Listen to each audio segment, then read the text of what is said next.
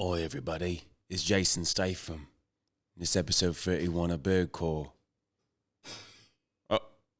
What's up everybody? This is episode 31 of Birdcore. Welcome to Birdcore. Sorry, I'm so nervous. One more time. Madame, ich will ihre toilette. I piss my bed all the time. You're pissing right now. Have you been hitting the cream? This was in the Bible. My flesh prison needs more inmates. You're being sold for $14. Now I might be accidentally baptized next week. Stupid. I will inflict you on the sentence. I will inflict on you this. Sorry, I can't read.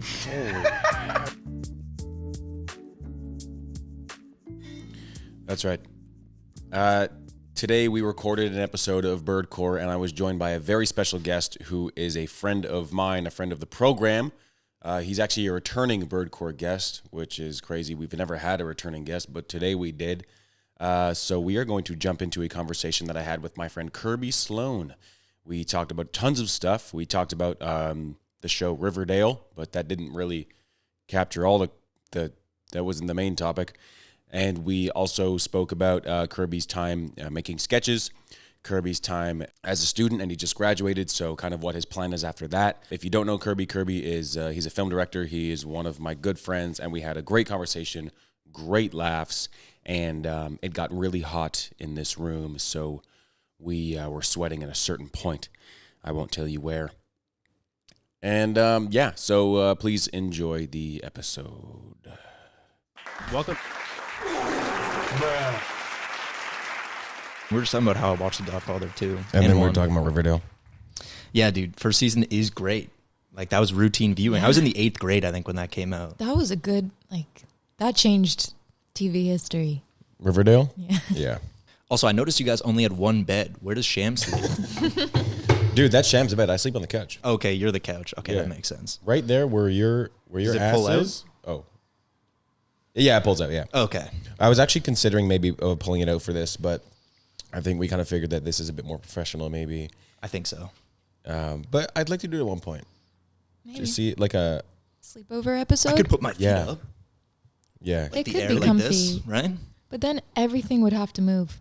You had set this whole thing up, and then Yeah. you'd have to... It is a nice adjust. setup. I set this up at 10 o'clock this morning. Thank God you had asked to push this back because I set my alarm for 9:30, and when 9:30 came around, I was not ready to be awake. Yeah, so you guys wrapped at 3 last night. Yeah, I think 2:30, but I like to round up to 3. So you had a good excuse. I, this morning, was just loafing, and I was like, I'll just leave later. No, it's good though. It's perfect. That's good. Well, we have time until we have to leave for the screening, so... Yeah. Did I leak that we're doing that? No. By the time this is up, I guess we will have been. Yeah. Dude, so many people laughed at our sketch. Oh, they were yeah. howling. Oh my goodness. Wish you guys could have been there Saturday, man. Whew, standing ovation. Yeah. Like, people left after ours played. I- They're like, well, nothing's going to beat that. No, and we didn't have enough hands for all the flowers that people were giving us. Oh my goodness. Like, it was dandelions, roses. Thank God Sham was there to Yeah. collect some for us. Well, they were just throwing them at us at one point. Yeah. It was Crazy. It was really, really, Yeah, really and nice. then was it like Christopher Nolan came up, started shaking our hands, and was like, "We got to reshoot the Odyssey, but with you guys." Yeah. We're like, okay, all right, like we'll do it, I guess. Yeah. That's exactly what happened. Yeah, and then Tarantino said some stuff about you, and I disagree, but Yeah. I hit up Paul Dano and I just kind of said, how did you deal with this? And Matthew Lillard, and I was like, how did you deal with it? And he did not deal with it well. that like the Matthew Lillard one kind of annoyed me because he's the GOAT. Like, Dude, that's Shaggy. not only is it Shaggy, but like in Scream, he's the best. Yeah. Was he also in Tusk? I haven't seen Tusk, to be honest. I've been told. Tusk is crazy. It's one of those, when you get down a TikTok rabbit hole and you're like, it's the top horror movies, and the picture they're showing is like, it's like the sea, and it's like the top of the sea is like Scream, and then as it gets deeper into the sea, it's like Hereditary, and Yes, as it gets, yeah, do you yeah, know what yeah. I'm talking? That's Yes. how, and then like the bottom, like the sea creatures that have never been seen. It's like the most insane horror movies that like should not be watched by people. Like Terrifier is kind of down there, and Grip Reapers told me to watch Tusk a few times. yeah, Yeah. Oh yeah. I haven't seen it, but I've seen TikToks, and it's a pretty insane concept because it's just like this guy who is put into the body of a sea otter? Walrus? That's it. Yeah. Yeah. And I think Matthew Lillard's in it. Are you the type of guy to watch a movie on TikTok? I've had friends who I talk to and they're like, yeah, I watched that new Netflix movie on TikTok in like 250 parts. I'm like, by the 100th part, are you not like, I'm just going to put this on Netflix? I don't know. I'm the kind of guy who will watch a whole movie on TikTok if I know that I don't want to watch it for real. Okay. You know what I mean? Yeah. So you're like Ted Sarandos' kid who watched Lawrence of Arabia on his phone. I guess so, yeah. Do you know what Lawrence of Arabia is? I know Lawrence of Arabia, but I don't know Ted Sarandos. You mean the CEO of Netflix? Dude, we're never going to get a Netflix deal if you don't know who that is. We just blew it. Great. Surprised I remembered his name, to be honest. Well, you're going to have to know his name now if we're going to be quadrillionaires after our film Ted, screening. nice to meet you, dude. What's up? You've said that to my dad. You said the exact same thing to I my did, dad. very word for similar. word. In that tone as well. Yeah. You should do your Kirby impression. You have a pretty good one. Hey, how are you? Pretty close, right? Hey, man, what's going on? There's a little bit of like something you do with the throat that I can't quite get. My voice is also a bit hoarse today. Yeah, it's because I think your balls have dropped a little bit more than mine, so I can go higher in the pitch. Well, yeah, you know? before when you were, I knew that for a fact when you said that you were in 8th grade when Riverdale came out because I had graduated high school. Well, we were just talking because you went to see Travis Scott at Osheaga and you were like, that's when he dropped Astro World. And I was like, that makes me think of high school. I was probably in grade 10. Yeah. Maybe, and that was a big deal. Yeah. All the white boys were like, Travis is dropping, you know. Yeah, it was a big deal. And we were also saying that Sham was also at that concert, but we didn't know each other. And that was the invisible string theory. Invisible string. Yeah, which is crazy. So I guess for people that weren't in your apartment 20 minutes ago, we were just saying you guys went to Osheaga in 2018, 11, I think so. Yeah, and you were both there. And Travis was an hour and a half late. Yeah. We were in that crowd together. I had to somewhere. pee so bad. Logan and I just peed in a water bottle. And then we just put it Wait, on. I saw that. What? Me and my friends are like, who are those two guys peeing in a water bottle? Nah. Whoa, that would have been a crazy first impression. That's Yeah. why I don't go to festivals, though, Well, yeah, that's because of bladder control issues. Well, it makes sense. Dude, what if you're like right at the front? You want to get a good spot at a festival. If you're right at the front and you have to pee, you're screwed because if you're at the front, it means you're there like an hour, maybe 45 minutes before the performer comes on. You think that's it? When I worked at Bud Stage, people would show up for the pit hours before, like right when we opened, and would sit there. Yeah. And I'd be like, you're not like, you don't have to go pee or anything. You can't just be like, yo, hold my spot. What's it called? Like, I'm at the barricade or something? Like, there's a term for There's it. a term? There's a term that they're like, I was Sham, in pull barricade. that up. Pull up the term. I swear there's a Yeah, term. staff producer Sham. And they're like, they're so serious about it. And there's like one person that they want to see. So they get the ticket just to go see that person. And they stand there the entire day. Which is crazy because sometimes it's for artists where I'm like, you don't need to. Like, I think Phoebe Bridgers was there, and I was like, you could sit for this show. Yeah. You know, there's not a mosh pit at Phoebe Bridgers or Boy Genius. No, there's a breaking down and crying pit. Yes, dude, tears. Yeah. People, like, cry a lot. And they're like, this song, like, everything to me. I had a Phoebe Bridgers phase first year of university. Really? Yeah. Were you, like, really sad or something? I think subconsciously I became really sad once I had my Phoebe Bridgers phase. And I Yeah. thought her name was Phoebe Bridges for the longest time. So did I. Right? Yeah. Actually, I met Bo Burnham at that concert. No way. Because I was like, so I worked event staff and I was like an usher, and he stood like right at the top of my section to watch. He was trying to like hide, but he's very recognizable. And I was just like, yo, big fan, man. I feel like he's tall. He is. He's quite tall. I feel like was he's surprised. like 6'4". Probably 6'3" or something. Sham, pull it up. Yeah. Wait, did you figure out what the name was? It's literally you're being barricade. Like, Oh, it's okay. like that's how you describe it. That makes sense. Hey Yeah. guys, we're going to Phoebe Bridgers. We're gonna be barricade. Yeah, like it's so funny, and I've heard this before, and I never understood until I actually searched it up. But it's like a whole phenomenon of like being barricade. It's a huge deal. People It's a flex. sprint when you open the Yeah. gates. Sprint. And I can't believe, like, people will topple each other over. Like, it's not that big. If Jeez. you're second row, what's the difference? I know. Someone's going to go pee and you can move up. But dude, you're not going to have the same view for your IG story. Good True. point. Good point, actually. When people post every single song on their story, feels Yeah. like you're there. Yeah, Hate that. Do you guys film at concerts? there was a time. Yeah. There was a time, but There not was anymore, a time. right? Yeah. But what do you film? Like, what song? Because I feel like you don't want to film the song you love the most because you want to be in that moment. Right, yeah. True. But I'm like a Oh, like you're not looking at it Yeah, through the phone. yeah. You're just like, Because I feel like people think that they're going to watch it back, but I don't think that most actually do. Why would you? Right? You were there. I don't think I've ever watched it back. The last concert that I went to was Dijon in Montreal, and the only song that I filmed was the song that I know that Sham hates. Okay. So I was like, here, listen. And then that was the first time that I wore earplugs at a concert.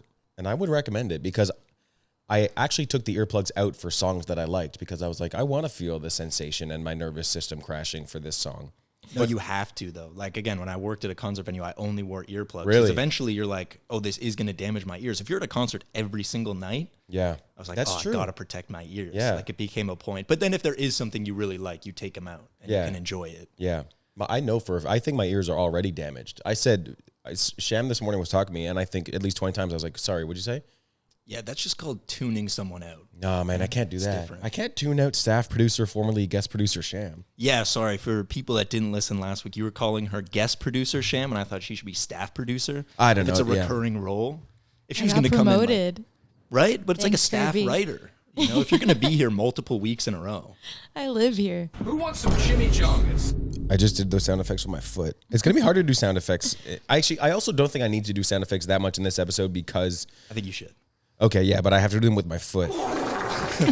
But please do. I do a lot of stuff with my feet, Who wants some actually. chimichangas? Do you ever like open a drawer with your foot? Yeah. All the time. Why would I reach down? Why? I've opened that bathroom door with my foot. Oh my God, my Okay, but the smoker's handle is like halfway up. That's actually just impressive. Well, I've got more flexibility with the yoga and Pilates that I've been doing. You have been doing Pilates. Do you guys do the board or the mat? The mat. The mat. Yeah. Why But not the board? I just don't think we've signed up for like a class. I only ever see the board. I'm like, I'd do I've the never board. done the like. Well, that's traditional Pilates with the the reformer. Jinx, yummy soda. That's how I look at it though, because I just see like Glenn Powell doing. He does Pilates. reformer. He does the board, I think. I think he does it performatively. I don't know because I don't see him shake. So clearly he does it a lot. That's true. Like that has to be a consistent thing. Dude, sometimes when I'm doing a reformer class, people look at me would think there's an earthquake. That's how much I'm shaking. Really? Like you just had a bunch of coffee? Yeah. No, guys, it's not the board. Yeah, and like I got a little bit of like some juice on my tummy here, so when I'm shaking, it's like it's I don't even moving. notice it. Really? No, It's only the only thing I noticed. By the way, you had the craziest drink the other day when we went to get coffee, the red eye. Yeah. Never heard of it before, and you come like, I got a red eye. And I was like, you have a flight? Yeah. Like, so it's a black coffee with espresso in the middle? Not that you can put it in the middle. Well, yeah, I think you could pour it in the middle, but naturally it disperses. Wait, you Staff can make producer that Sham. here. Hey, we can make it here. You want another cup of Joe? Make How does it that not red. make you jitter, though? I mean, not that I jitter when I have coffee. But Well, I think because I have more coffee than the average human should be consuming, so I've just gotten used to it at this point. it's a good point. How many cups today? Today, okay, well, do you count a single espresso as a cup of coffee? I don't have espresso, so I don't know. I guess, isn't it more caffeine than a single cup of coffee? No, I think a drip coffee has more. But Okay. I'll tell you what I did have, and you guys can be the judges. Yes. I had, I was pouring a double shot of espresso, and about halfway through, I realized I did not put a cup at the machine, so it poured out half the espresso just into the little area where you're Thank supposed to goodness put you the have cup that, because yeah. I'm a stupid idiot. So it was a single. Yeah, so I think I put the cup about halfway through. And then I was like, well, that's not enough. So I doubled down and I put a double shot of espresso in that. So I guess that's 3 shots of espresso. That is 3, yeah. Okay. And now we're drinking what I think is a drip coffee from Nespresso. Mm. So did I have, I had 2 cups because I had a cup with one coffee and a cup with another coffee. But if you count a single espresso as an actual cup of coffee, I have had, I guess, 4 cups of coffee today and it's noon. I was going to say that's probably 3.5. I would say 3.5, 4, I guess. Okay. That's a reasonable amount. I don't know. This is probably my 3rd. I have in the morning, like on my coffee machine, you have the regular cup and then the like Contigo one. I don't know what you would call it. Like the step up, which would fill up your whatever, my Yeti. I don't know. Yeah. What do you call that? Like To go? yeah, like your like to go. Yeah, I know what you mean. Like a thermos, Yeah. but not a thermos. So it's like 1.5. And then this would be my 2.5. Okay. But I definitely have a lot. I actually had a sleep study done one time, and they were like, "You got to stop drinking coffee after 2." What did they say? They just said that like this affects your sleep 100%, because they ask you like how many cups of coffee do you have a day, and then it's like when do you stop drinking coffee, and I'm like sometimes 3 p.m. maybe. And then they're like, yeah, you got to stop doing that. Like 5 hours before you go to bed, you absolutely have to stop drinking coffee. So I usually stop. I won't have one later than 1:30 or 2 o'clock. Okay, that's good. But you also get up much earlier than I do. Granted, my sleep schedule is much better now, but I used to sleep until like 11. Were you having sleeping troubles? Yeah, it was a part of a whole thing, but I never felt refreshed when I woke up. Okay. And it's because I don't breathe through my nose very well. Oh, I found really? out, so I'm not getting the proper airflow. You should get those like nose strips. I'm seeing them all over TikTok. I have them, yeah. Do So they is work? it? Yeah. Is it the thing where it's like you put two little magnets and then you put the strip over and it opens? Okay, I don't do the magnet. It's just like basically a Band-Aid, and you put it on the bridge of your nose, and it like opens them up more, basically pulling the skin. And it works? It does work. It doesn't work that well because my right nostril, I think, is basically all cartilage. So I don't have like a really big airway, so it helps a little bit, but not that much. And that's why people are like, you got to try mouth tape. And I was like, I'll suffocate in my sleep. Like, I will die. Yeah, you hear about Kirby? Yeah. And my mom goes, don't joke about that. That's not funny. Oh, yeah. Moms don't like jokes No, like mom's that. no. I was talking to my mom this morning because she was asking about the film that we were shooting last night, which I had mentioned I had wrapped at 3. Yeah. And it's not a comedy. Like it's a serious film that Sham and I are doing with our buddy Chris, who's directing it, and Josh and Lou are producing it. And, you know, shout out the whole crew, like Julian, Raj, Bronwyn, Aiden, Tommy Keys, of course. Who am I missing? Make sure you don't forget anyone. Kieran. Kieran. Oh, absolutely. Oh, Kieran is a fan of Birdcore. Kieran is a fan of the program. What's up, Kieran? I'm Kirby. Nice to meet you. What's up? You guys actually met at the Halloween party. Did we? He was the ghost. Oh, yeah, dude. He was awesome. Yeah. Yeah. I couldn't really see him, but like, you know, could see through him. Yeah. It's a ghost Oxford. joke. Yeah. For those who don't. Oxford, yeah. What's this Oxford thing? Am I missing something? Oxford is another part of the team. co-star. Yeah. Oh, okay. That's someone's name. Yeah. Oxford, That yeah. makes sense because Oxford. the person who created the dictionary, pretty sure their name was Oxford. Well, this might be the same That's why guy. they named it. Who wants some chimichangas? But with that being said, I was texting my mom and she was like, how was filming last night? And I said, it was good. I want to show you a scene. And then I looked back at this, like it just has a clip of someone filming the monitor. And I looked at it and I said, actually, I'm not going to send it to you. And she was like, okay, good, because I wouldn't be able to get it out of my head. Yeah, And well, she wouldn't. This is actually a good transition because I feel like your mom probably doesn't like me much because in the productions we've done together, I've killed you once and then I've kidnapped you another time. And I don't think one of them she really You didn't killed like, me. right? You killed him twice. You killed me. You kidnapped me and killed me once, and you just Oh, straight yeah, up yeah, yeah. killed And then me. straight up killed you. And then you killed another guy right in front of my two very eyes. Yes, and we got baby oil in your eye. Yeah, that was one take. Yeah, that one. Actually, that one premiered at the festival. That's the one that Christopher Nolan loved. Yeah, that was, yeah. Again, Yeah. Tarantino, not a big fan of the performance, but That's okay. Yeah, you know, whatever. to each their own, I suppose. Yeah, that's when we got baby. We got the stains out of your sweater. I right? was just gonna say that. Staff producer Sham. You did. Tina did. Yeah. Thank you, Tina. goodness. Yeah. Sam, you should introduce your guests. Yeah, I will. Well, oh yeah, 16 and Wait, a half. Yeah. But no, you know, there's two ways I was thinking about maybe structuring this episode. The first would have been we started on conversation, which was very natural, which is what we Yes. did. And then I would go into an introduction, or what I was going to do is record a separate segment later today and say, hi, welcome to episode 31 okay. of Birdcore. Today's guest was, I don't want to say your name yet. I'll get there. Yeah. And, you know, we spoke about blah, blah, blah. So that's probably what I'll do. Okay. So Sorry. no, it's okay. It's okay. We didn't talk about the structure. Well, I guess I'll do it then. Okay. Today's first ever returning Birdcore guest. Am I the first ever two-time? Yep. Sorry, I cut you off. Yep. Unless you count Sham. That's true. I'm not a guest. That's true. She's on the staff now. Yeah, she is. He is a film director, a young Zack Snyder in the works. Maybe a Todd Phillips. Yes, Yeah, my okay. goat. Maybe even an Adam McKay. Love him as well. Yeah. Absolutely. Yeah. So for those of you non-film buffs, these are just three great directors that I've mentioned. Notable for Batman. Do you want me to give notable films for each? Please give me one for Zack Snyder. Okay, Zack Snyder, Watchmen, 300, Zack Snyder's Justice League, Sucker Punch if you want a deep cut. My brother loves that one.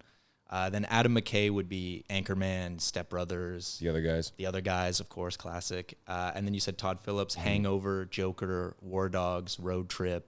The Batman. Another goat. Did you do the Batman? No, Joker. But Zack Snyder did Batman v Superman, Dawn of Justice. Who Ultimate did Edition. the Batman? Ryan. Matt Reeves. Matt Reeves, right, okay. Dude, love that. I just got a new 75-inch TV in my basement. First movie I rewatched was The Batman. Really? On that thing. I love that movie. Something in Yeah. the way. Actually, quickly, true story. Yeah. Ben, who was the editor of Birdcore, fired. No, not fired. I just don't have any more money. But we went to see it for a second time in IMAX downtown at 7 a.m. What the And he fell asleep. Which, by the way, I'm laughing.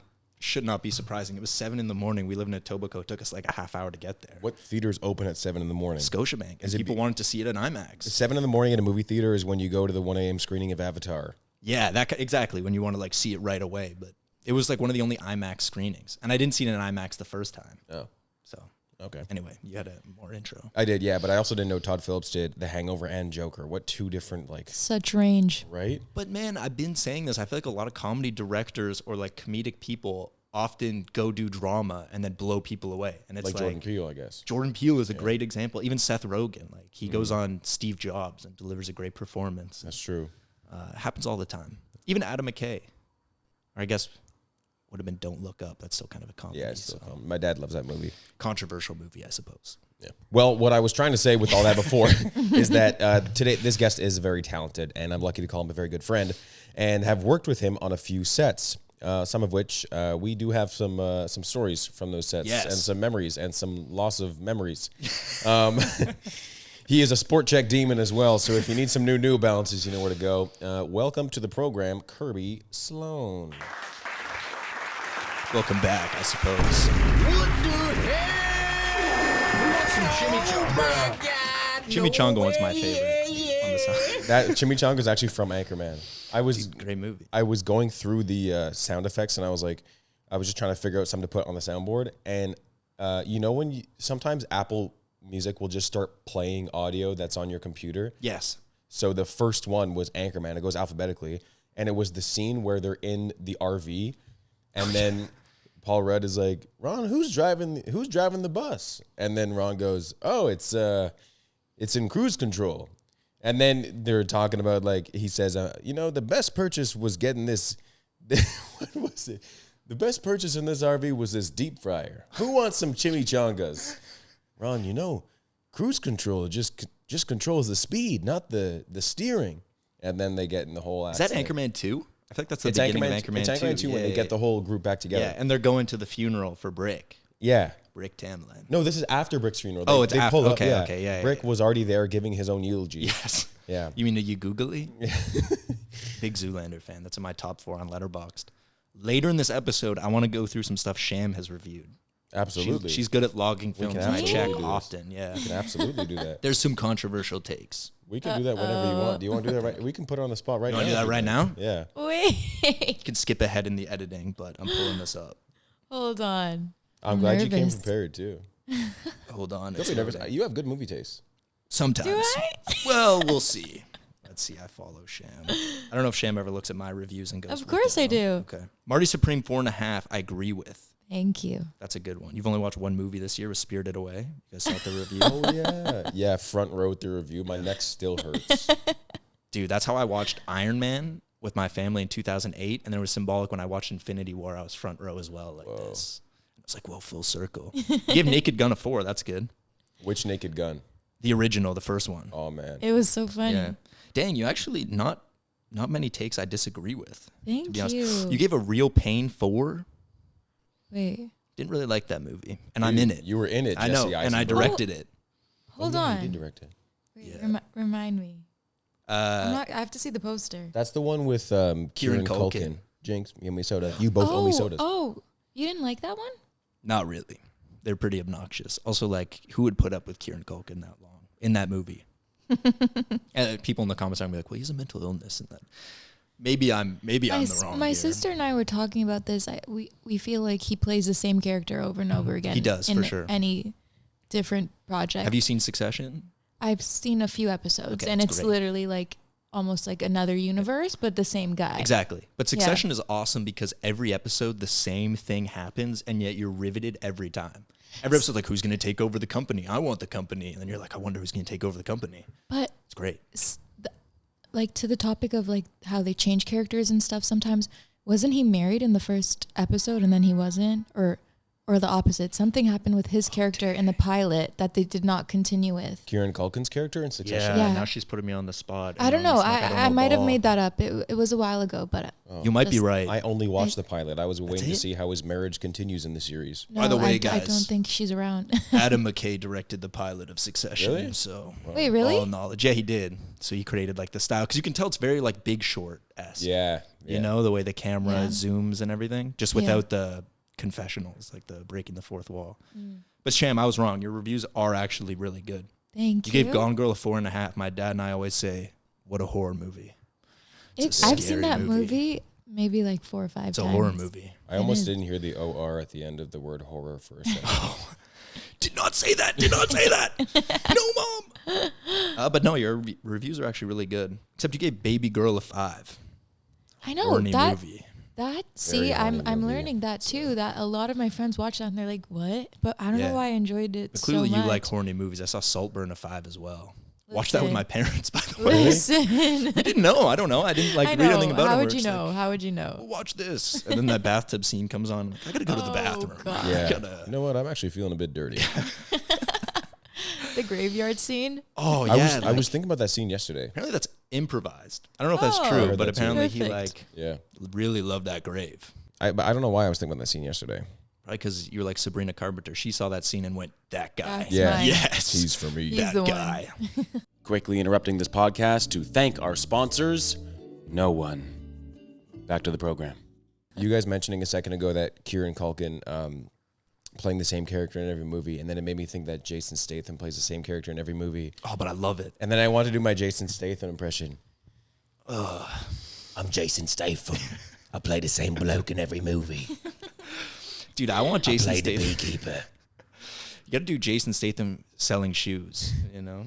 What size? 9.5. All right. We don't do half sizes, Let me go to the back. Yeah. I don't love that color on you. Like his movies now are just him as like a different workforce, but then somehow he's also a killer that's now transitioned into this, like the beekeeper. Like, what the The hell working even man? was the beekeeper? Dude, my dad and I saw Beekeeper in theaters. Awesome. I love watching Jason Statham movies with Did my you dad. bring a big jar of honey? I wish. You feel in the mood when watching it, but it's awesome, dude. It's like Liam Neeson movies. They're the same thing over and over, but they're awesome every time. That's true. If you just Except turn off your Naked Gun, brain. though. Naked Gun, I feel like. Yeah, of course. But I haven't watched that new Naked Gun. But I You just haven't seen it? No, bro. I know. It's in my top 3 movies of the year when I got my Letterboxd Wrapped. It was Really? Marty Supreme, One Battle After Another, and the Naked Gun. Naked Gun's so The one good. with Pamela. Yeah. And she's hilarious. I in it. love her. She's so funny. I love her. I have to watch Like- that. Let's watch it. Sure. You got to. Well, tonight, It's yeah, on Paramount Plus. we got a lot to watch tonight. We got to watch episode 3 of Heated Rivalry. We got to watch Dune the 1 two and 2. Dunes. You guys haven't seen Dune? No. I've seen Dune. I watched Dune twice on a plane without volume. Sham hasn't seen Without it. volume. What? Well, I've seen it with volume also. Yeah. It's a good, unfortunately, people are going to say, it's a good plane movie. Like, Yeah. it's so long if you're trying to kill time. Yeah. It's like I always say Killers of the Flower Moon is a great plane movie. Oh, I never watched that either. Watch it on a plane. All right. I watched it yeah. in theaters, and it was long. It's Yeah. like 3.5 hours. Damn. But not that I like hate cinema like that. Like long movies are great. I watched Zack Snyder's Justice League in one sitting. So, Putting That his own was- 4 name. hours. That was last year, right? Killers. Yeah, or I think it was 2023. 2020. Oh, 2023. Okay. Okay. One of the Get years. fact checked. Fact check. Yeah. Yeah, can you fact check that for us, Sham? But I did. Sorry, I my did foot slipped. fact. I did fact check something that it says Roman Roy appears to be married with a wife and a child, Oh. wearing a wedding ring in the first episode. But this was changed, and he was actually just dating Grace, and they broke up. So the kid just got cut like Interesting. after the first episode. Wonder why they Whoa. did that. Well, wait, they were just dating, but he had a ring? No, like he was supposed to be married. In the first episode, he's married with a kid, and then the second episode, they just ditched that storyline. No kid and just Well, it dating. probably this makes girl. him more of a redeemable character. Like he's not really supposed to be that redeemable. So you might like him if he's like, oh, he has a kid. Like he's Yeah. trying to True. provide for Yeah. them. Like I Yeah. can see that. I Yeah. understand. He's such a funny character in that though. Yeah, I gotta finish that. Yeah. Watching that. It's great. It's- It I've is heard. really, really good. Yeah. Yeah. It's all 5 seasons. What kind of sucks about shows that get really popular, though, is you end up knowing how this series like ends just because of social media and the internet. I only watched the first 2 seasons of Stranger Things, and I know what happens in the end. Right? Yeah, dude. But you want my hot take? If Stranger Things ended after season 1, it's probably the greatest limited series of all time. They did not need anything else. What was the end of season 1 like? Well, they actually just shut down the Upside Down and save 11 and all this. And like, you don't really need anything else. Yeah, It's and they such a got good Will series. back, did Yeah, they? that's the thing. They get Will back. 11 is now like a part of their friend group. They Yeah. block out however you access the Upside Down in the lab or whatever. Like, you didn't need anything else. Season 2 is good. I like season 2. But after that, I was like, I'm all right. That's fair. It was all so long ago, I can't even remember. Yeah, they're like 30 now.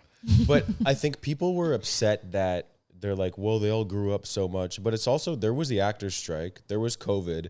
Like, there was stuff that happened in between season 3 and 4, and then 4 and 5 that really, like, between 3 and 4 was COVID. Between 4 and 5 was the actors' strike. So I think, you know, they can't stop the kids from growing up in real life time. It is true. It's So, unfortunate. They grow up like really quickly, but it happens with a lot of things. Like in 2.5 Men, when Jake grows up, he gets less funny the older he gets. Really?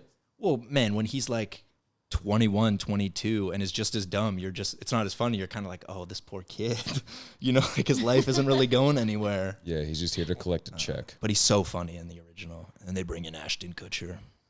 Yeah, because and was that another scenario where they tried to pretend Ashton Kutcher was Charlie Sheen? No, they drop a piano on Charlie Sheen's character and kill him. And then Ashton Kutcher, like, What in the Looney Tunes? Jeez. yeah, it is a Looney Tunes type death. But then Ashton Kutcher, like, washes up on the shore in front of their house, and then he just pulls up, and it's like, whoa, it's this billionaire guy.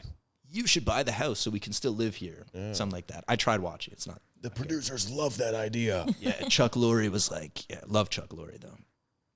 He's a Producer. TV producer, yeah. See, dude, you're dropping executive names, and it's No, a lot just of way name over drops my today. head. Just in case they listen, you know? No, Yeah. I that's want them to good. know that I'm aware of their work. Well, that's fair. Manifesting, you're manifesting.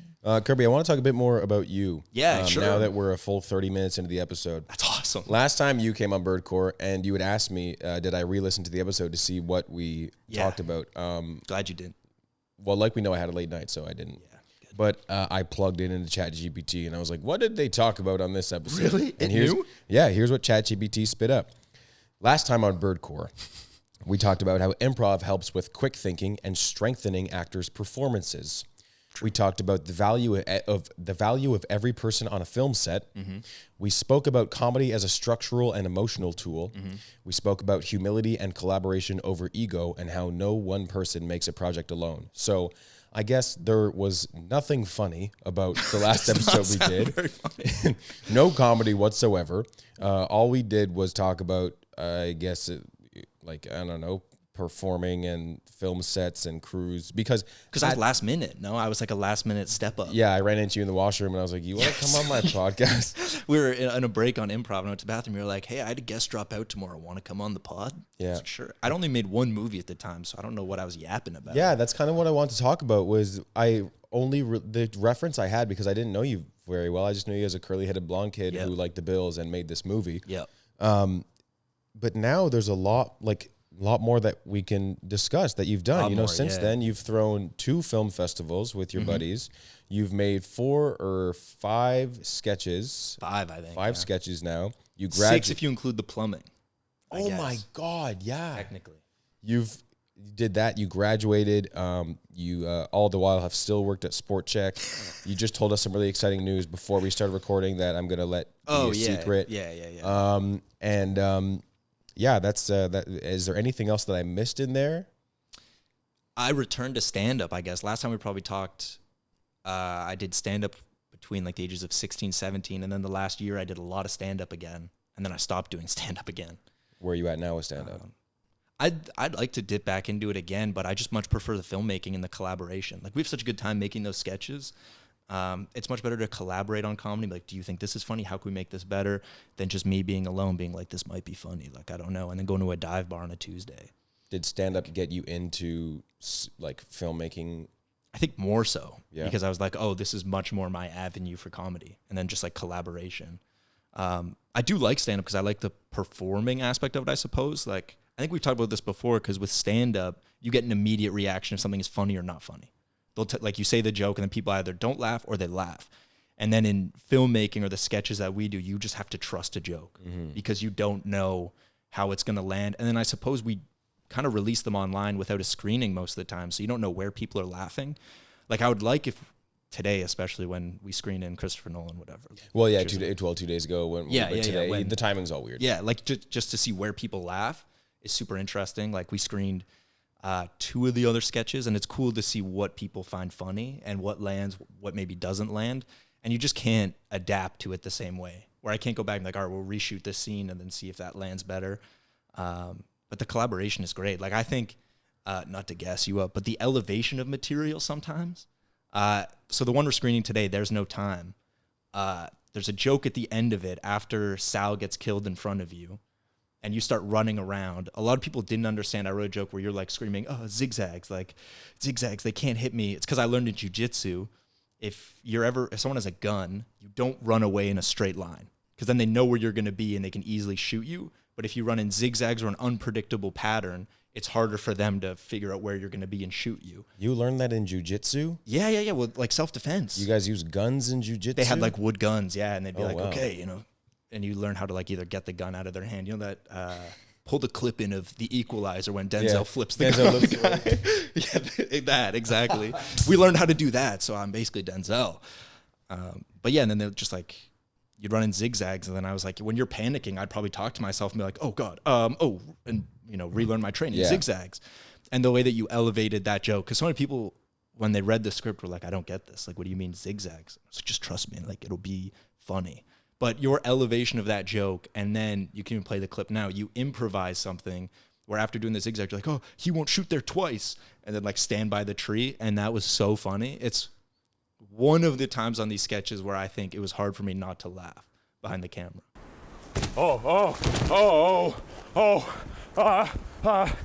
This, I wish you would have explained this. Zigzags. You can't shoot if there's zigzags. Oh, they won't shoot there twice. Maybe. Oh, God. And that was... And I like to think normally I'm very good at that, not laughing. I think so, yeah. You I think I'm normally very put straight on a face. professional face, yeah. Yeah. Well, I don't want you to think it's funny, because then I think the next take you want to do better or try and make me laugh. Well, we didn't have a next take for that because I got the baby oil and the blood squirted on my face, and that was like, okay, it's go time. We only did 2 takes of that, actually.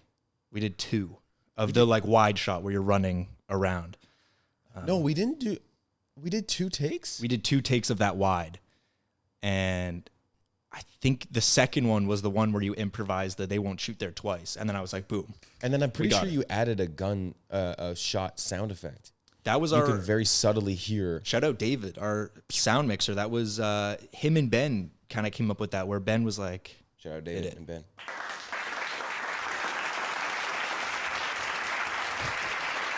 Dude, most of these sound effects, most of them I can stop with another click, like another tap. Yeah. But the clap, it goes through all 8 seconds. That's fine. I like that. It's So- a round of applause for David, I also, who's the GOAT. yeah, and Ben, of course. And Ben, yeah. But Yeah. Ben doesn't need the credit, man. Okay, fine. But yeah, so that he ended up adding multiple because we were like, oh, well, the guy would probably still keep trying to shoot at you. And when you're thinking of these sketches, do you because I don't think that I've been in on you've sent me like drafts of scripts, but I haven't been in on the creation process of it or the idea generating of the ones that we've done. Yeah, dang, sorry, dude. No, it's okay. I'm not, you know what, actually? Yeah. I know, my bad. No, but my question is, and I think Sham was wondering the same thing maybe, or maybe I'm making that up in my head, but where do you come up with the ideas? Are they spontaneous, or do you say, oh, this would be funny, I've been thinking about this for a while? Depends. So some of them, There's No Time, Cyanide Pill, those come from me watching movies, because I watch a lot of movies, and then my brain drifting. So There's No Time I came up with years ago, to be honest, in like 2020, 2021, because you see it in it's a trope. So I would say if I had to explain how a lot of our sketches are, is we normally are playing on a movie trope of some kind. And Sam Camello, the Grip Reaper, said this to me, where we kind of live in a bizarro world where it starts as a movie scene you've seen, and then it kind of goes off script. You're watching, like, you think you know where it's going to go, and then it hits some sort of realism. So every time I watch movies, there's always this scene of there's no time to explain. And then they start talking for like 20 seconds. And I'm like, clearly you have time to explain. So that's where that one came from. And I was like, okay, what if someone just stopped and was like, no, like there's no one here. Like we can walk probably, right? And you can explain this to me. And then the cyanide pill one, I used to not be able to swallow pills. When I was younger, it was like a big thing. I was like a dog. I'd have to force it down my throat. And so you watch all these spy movies and they like pop the cyanide pill and I'd be like, man, I would not be able to swallow that like that. Like I would be a horrible spy where I need to like kill myself. I'm like, hold on, like 1 second, guys. Like I just got to shove this down and drink some water. It's like that scene from SpongeBob where Squidward has the fork in his, in his neck. Like I like to watch SpongeBob. You can tell people who watched it all growing up. Absolutely. There's some people that can quote like every episode of SpongeBob and relate it to everything. And there's some people that weren't allowed to watch SpongeBob. Yeah, and then they watch it later, and you can tell. I think it's better when you watch it when you're young. The kids are weirder if they don't. Yeah. But you could be in like a military ops thing, and they'd be explaining a plan, and someone would be like, it's like that episode of SpongeBob. There's a new sketch, guys. Write that down. Josh Wilk and I always talk about the SpongeBob very high def pictures. Yeah. The one that comes to mind is the one where Squidward is biting the Krabby Patty, like, Yeah, the teeth. And they look Yeah. all gross. Yeah, love yeah, that. Yeah. Yeah, big SpongeBob guy. But that's where those ones came from. Sal came up with the paramedic one. Great premise. Shout out Sal. Yeah. That was really good. That was like the first one we did. And I was like, oh, that's a great premise. And then same thing when we did the One Last Thing, which is the romance one. I think I had just seen in a movie or something, someone coming to pick up their stuff. And they just have this like long montage of them grabbing all these items. And then I thought it'd be funny if progressively the items just got like darker and darker. Now, this is where I wish we had a budget, because it would have been funny if you could just keep pulling out crazy stuff and like actually have a hiding spot. Like if we had time, because I know we were There's no gonna, time. there was no time, but I wanted to, in the apartment we shot at, which was Bo's apartment, shout out Bo. I wanted to like take his radiator off and have him like pull out the katanas from there. And like, if we could have got like a bazooka, if we just started pulling out, you know, like if we had, and we tried to get a bazooka, actually, true story. We reached out to a bunch of prop houses and we're like, do you have a bazooka or something, and see if we could get it, but couldn't. But yeah, it was just like, it'd be funny if you just kept pulling out a bunch of stuff. And then the last twist was, they just kidnapped this guy. And then the romance ending of them like dumping your body. I thought it was funny. Yeah, my family loved that one. Yeah, I'm sure. I know your mom doesn't like it. I do a lot of horrible things to you. No, but because but I know you're down for it. Some Yeah, people wouldn't absolutely. be. Yeah. And yeah. turns out the kidnapping thing is in good prep, not to spoil anything. Yeah, not just, but yeah, I'm excited for people to see that one that we're shooting now. Yeah, I'm very excited to see it as well. Yeah. I'm hopefully I'm in it as a pregnant nun. Oh yeah, from the Halloween party. Yeah, I hope Yeah, so. yeah, I Good think you will costume. Yeah. I actually called Chris earlier and I said, how much can I talk about on the podcast? Good point. Yeah, I don't want and to reveal too much. Yeah, he was like, oh, I trust you, so I'm just not going to talk about. So basically, here's what I know, because Yeah. Sam's not talking. So here's how it ends. I want to hear your rose and thorn for me as a director. You know what rose and thorn is? Yeah. So yeah, the one thing you like best about working with me as a director, and then I want to hear your least favorite part about working with me as a director. Well, that's a great question. My least favorite part is that craft is always pizza. That's not true. No, it's That's not true. true, We actually. had build your own sandwiches for the paramedic sketch. Sandwiches for the first one. Second one was pizza and hot dogs from Costco, which was awesome. Actually, the food's been really good. Third one, no food. Big mistake. Learned my lesson. It was supposed to be a 4-hour shoot, and I was like, we don't need to feed them. Should have fed them. And then the fourth one was pizza. Damn it. No, it's totally fine though. It's all good food. I know, but you don't want to be that producer that just gets pizza. No, It's like a known That's okay. thing. You don't want to be that guy. When I was a producer, we got Subway. That would have been awesome, though. Yeah, that would have been. Or when we did one of the Gun TV shoots, it was Osmos, and that was good. Ooh, that was nice. But that definitely was expensive because we all got like a wrap of some kind. And probably I don't have that money. To answer your question, though, Yes. my rose is definitely that you do want us to follow beats and follow script, but you also kind of let us do our own thing a little bit and improvise and like let it drag on. And I also like how, you know, like we're before anything else, like we're friends, but there's also the wall that you put up where it's like you're also you're director and I'm talent, and sometimes you'll have to talk to me and be like, I don't really like that. Do that this way instead. And I like that you're not going to try to like protect my feelings and be like, yeah, that was great actually. So I like that you're, like blunt and you explain properly and thorough. My thorn is probably but this is nothing that you actually do. I have to go to the set a few days before and block it all out. Like, why can't we just do it when we arrive on set? Way too much time. When we did Paramedic, I'm like, I got to go out to Etobicoke or Vaughan a day before we shoot, 2 days before we shoot to block it out. And what sucked is I think you came from work at the restaurant, and so we did the blocking at like 10 p.m. Yeah. Which I know is not your time. Like, No. You have such a good sleep schedule that we needed to, if people have seen the Paramedic, there's a dead body laying on the ground, and we were just blocking some shots, and I was like, I need someone to be the dead body. I'll lay down. Yeah. I'll do it. Yeah. And then I think you did fall asleep for a couple minutes on the floor. And I actually did. Where are we? I like to block. It just saves so much time, because I think the one sketch we didn't block out beforehand, and it did take the most time to figure some stuff out. It's more for me, to be truthful. Like, it's to make sure we can get the shots I want. We can adapt to the actual space. I like shooting on location, not like we have a choice to shoot in a studio or anything, but because you are confined to the shots that you can get, you can own, like, you can't have a sweeping crane on that rooftop in Cyanide. Like, we just don't have the money for that, or you can't just have a camera. Sometimes you're watching a movie and you're like, you could never get the camera there. Yeah. That's just not possible in this space. So there's that. And then I also know when we can drop shots. So in no time, when we blocked it out in the woods, I dropped a lot of shots. I was like, oh, we don't need this. This cut's fine. And then in the first one, which was awesome because it was at Daniel, who's our cinematographer's place, he literally had his computer, and we would take the shots and cut it on his laptop to see, oh, this cut does work. There's one cut that we were worried about, like, does this break the axis, whatever, or can we do this fluidly? And then we just did it. And we're like, okay, it does work. We're good. I understand why that would suck. Yeah, I probably could do it myself, but just then we show up on set, and then I can just worry about performance, which I love. I want to do all my prep. So right when we get on set, it's all about performance. And I trust Daniel, and I trust most people.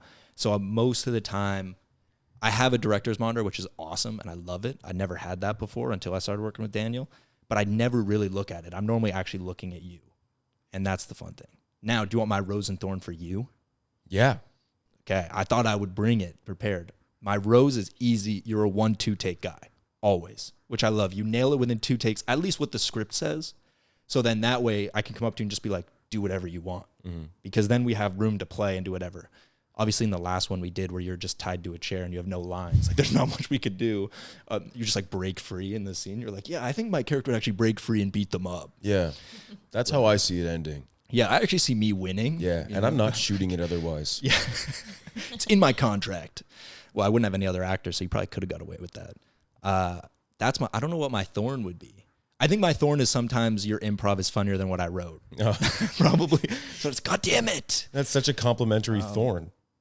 Yeah, but to me, it's a thorn. Yeah, I guess that's like, true. You know, again, like the line of they won't shoot there twice. I remember that because I was like, oh, that's brilliant.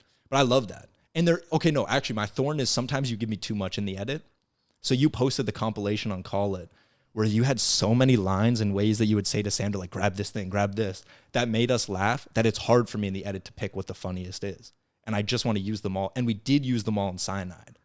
Right? Yeah, There's the one compilation of stuff, which might be obvious, people might not, but we just cut together multiple takes of the one line because we just ran a bunch, right? We just ran the whole take. It's when you say like 11 terabytes. That's the line I wrote, and then the rest we kind of just did on the day. My favorite that I said was, you ever heard your own voice say, I killed them?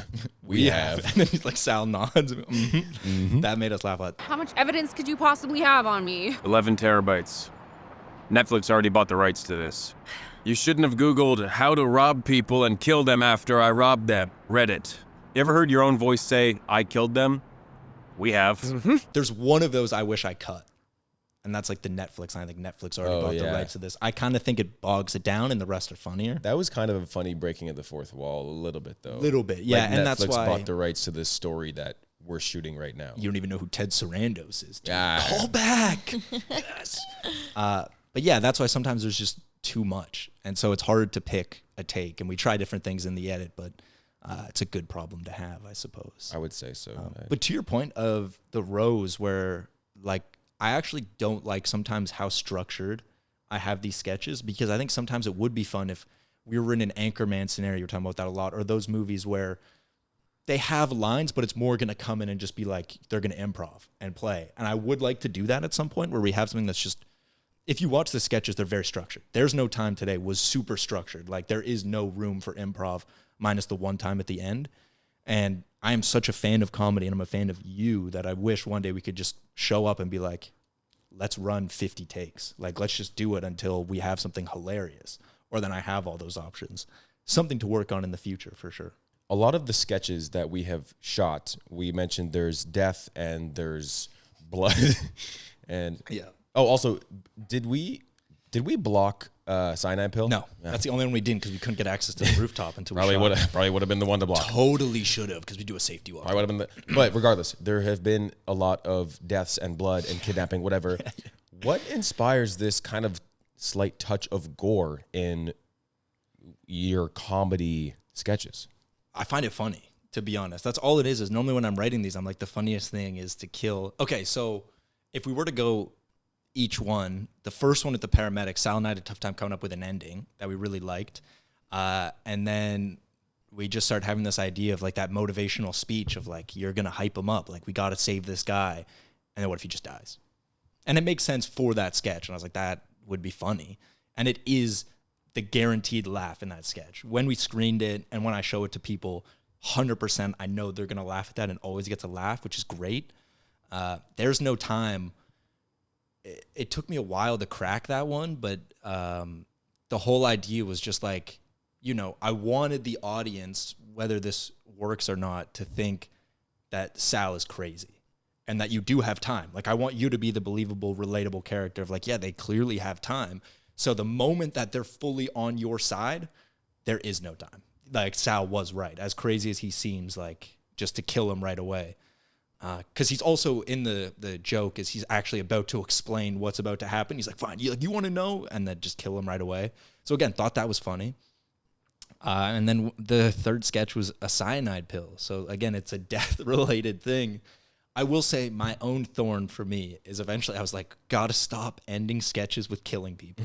I was like, at this point, it's becoming a crutch, and the audience might get ahead of us to think they're going to kill someone at the end. But that one, it was just like, yeah, I think you guys should kill yourselves. Trigger warning.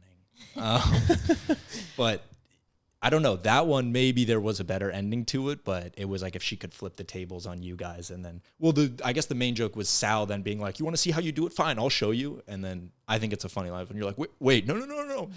And then she gets your gun, which I think is my favorite part in that is when you're like, you killed him.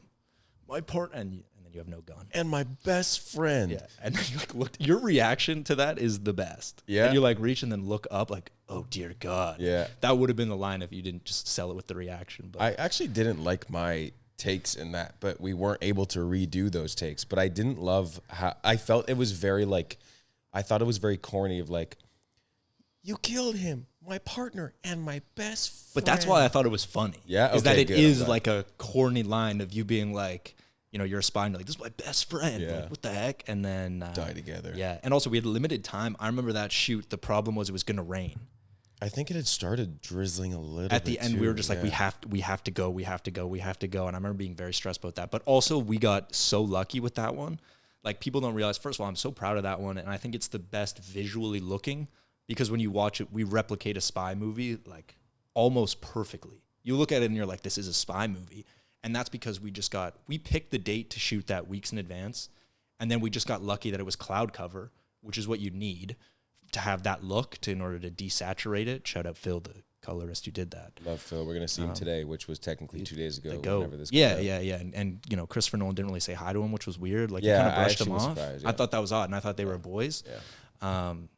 Weird. But yeah, we just got super lucky. Like, we picked it weeks out in advance, and there's no time. We had the problem where we were supposed to get cloud cover, and it didn't. And so that's when, as most people know, working from, you're just battling the clouds. And we did a lot of waiting because we have to wait for the clouds to move so the light's consistent. Then the sun kind of went down on us. But that one we just got so lucky. But the issue was because it was cloud cover, we knew it was going to rain at whatever time, and we're just battling that. I got a sunburn that day. Did you? There's no time? Yeah. I think I did too, though. I think I got burnt pretty bad, but I'm like white as hell, so I burn so easily. So how do you want to top up 2026 after such a sketch-heavy 2020? Wait, how do you want to top up? Like, how do you want to? outdo? Yeah, because you had such a successful, I think, 2025. Oh, but it can be so much better, in my opinion. I think we can do funnier stuff. Again, like I was saying to you, if we can now have some sketches where there's less structure and we can do a lot of improv and kind of just play with it. So kind of switching up the format a bit and just doing some other sketches that I would like to try some different styles, I guess. And I think it can just always be better. Like I always say the next one's the best one in terms of sketches. But I think we can just make funnier stuff. I feel like we're nowhere near our peak. I haven't even begun to peak. Yeah. You know? And you're still a very young guy, which I've always thought is so impressive. Nah, bro, I'm 22. It's over. Bro, when I was your age, dude, when I was your age, like 22, I was like, yeah, I'm probably just going to be a bartender like for life, I think. That's crazy. And now look at me. Exactly. I'm not. Recently retired bartender. Yeah, recently retired bartender. I honestly, sometimes I miss it. I've always thought about, and I'm sure I've mentioned this to every person I know on earth, of doing like some sort of like restaurant sitcom or something. Just because there's so many stories from, of course, that world from, my job. But sometimes I miss it. Sometimes the money is great, I think, depending on where you work. Yeah, for sure. But yeah, it's there's a camaraderie among restaurant workers that I think is very unique. Have you seen the movie Waiting? No, bro, and I probably should watch it. You don't like it? No, I'm not a Waiting guy. It was so boring. Are you a Ryan Reynolds guy? I do like Ryan Reynolds. Yeah, for sure. You're not? I'm iffy on him. You're hit or miss? My mom loves him. Yeah, I really like him. But then again, like in some stuff, like when he goes and does like 6 Underground and he just plays Deadpool, but he's not Deadpool, that I don't like. But otherwise, I love him. Like Deadpool is, I remember watching Deadpool and my parents told me not to watch Deadpool because I was 13. That was hilarious. Yeah, Deadpool feels like a very movie. I love Deadpool. Yeah, of course. And Deadpool 2, I saw with my dad in the States when I was definitely not of age, but he bought me the ticket and we went. That was awesome. That came out, 2 years ago? A year ago? 2018? Wait. And so I would have been... Oh, I'm thinking Deadpool and Wolverine. Yeah. That just came out not as good as the other two, in my opinion. But we'll do that on my movie recap. That's the only one you watched? Yeah. The other two are much better. Really? Yeah, for sure. I thought it was really funny. Yeah, the other two are funnier, though. I didn't think it'd be funny. Oh, really? Like, I didn't know anything going in. I'm like, wait. Yeah, I think that movie would have been better if it was just a regular road trip movie with Wolverine and Deadpool and they didn't have the multiverse stuff. That's my take, but yeah. I read comics. But that was the theme of that year, I feel like. Everything was doing. multiverse, yeah, I know. Should have done a sketch on something multiversal. Sam meets another Sam. Whoa, could you That'd be Wait, funny. you're still a bartender? What happened? My question? Yeah, I kind of wanted Sham had a question. Sham had a question? I had a question. Staff producer Sham, go ahead. My question was, if you're walking down the street and someone came up to you and tapped you on your shoulder and said, hey, I will fund a feature film. You make whatever you want. What would you do? Say yes. Yes. 100%. But you want to know like what my feature is? Is there an idea you have? Yeah, I have a dream movie, 100%. Is it a secret? No, I'll talk about it. That's fine. So, actually, no one take this. Christopher Nolan's obviously listening now after we... Yeah. He's going to copy you. Yeah, he's actually in the bathroom. No, so in Etobicoke, when you graduate high school, we have like an unsanctioned school grad trip to Wasaga Beach. Okay. And it's I had that too. Crazy. Because genuinely every school from Etobicoke, not just yours, goes. And so everyone at Wasaga is your age. And you basically party all day, all night. And it's surreal. It's genuinely surreal. And I remember being there. And that's when I was first like, oh, this is the movie. Because again, my favorite movies are like Hangover. I mean, Superbad is another basic one, but you got to love Superbad. So that's always my dream movie, is to make something like that. And so when I was there, I was like, this is the perfect setting to put it in to make it different. Because you see a lot of people that try and replicate Superbad or try and replicate The Hangover. But this, you have that its own spin to it because it takes place here at this time. And obviously Project X was big when I was in high school. I'm sure when you guys were in high school, that was a big movie. Bro. So I'm like of that era of comedies. Mm-hmm. So those are my dream comedies to make, which they obviously don't make anymore. So I'd like to make that. But I originally thought of it as a Hangover type. You follow one friend group, they go to Wasaga.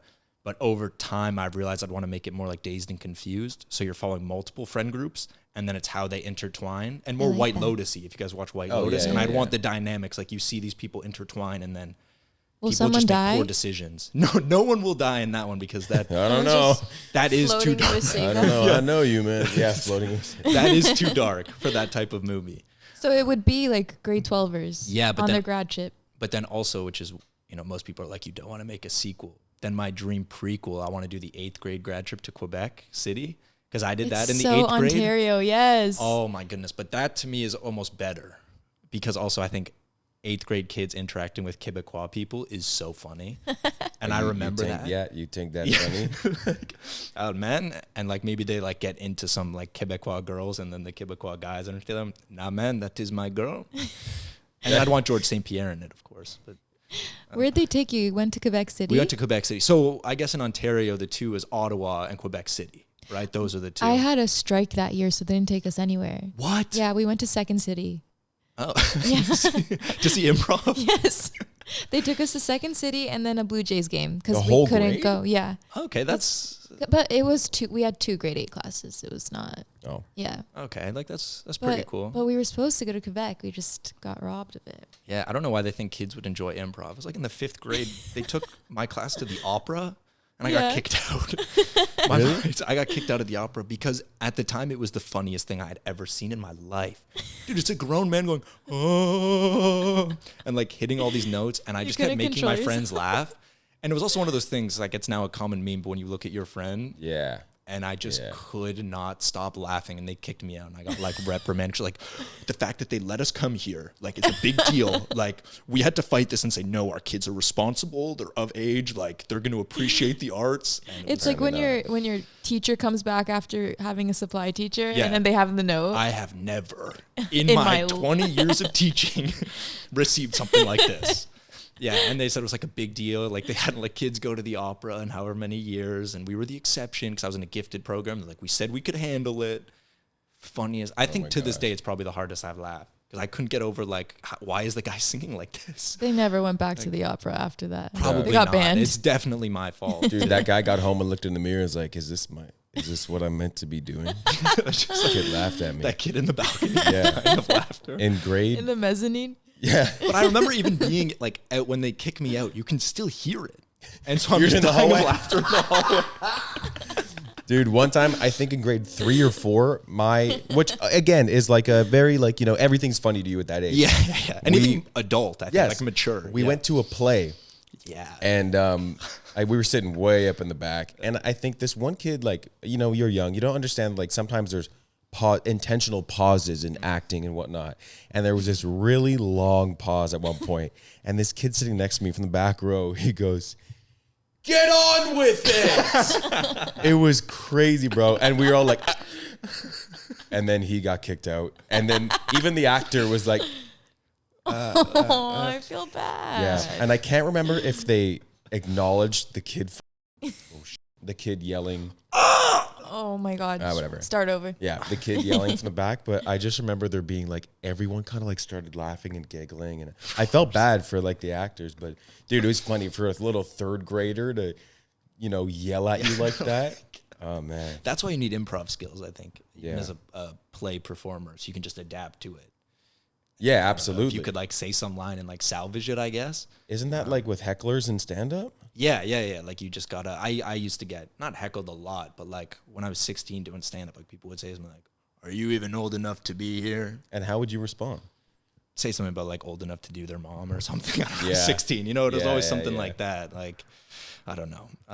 And then it's you always get something dumb. like assaulted on stage for. I'm a minor.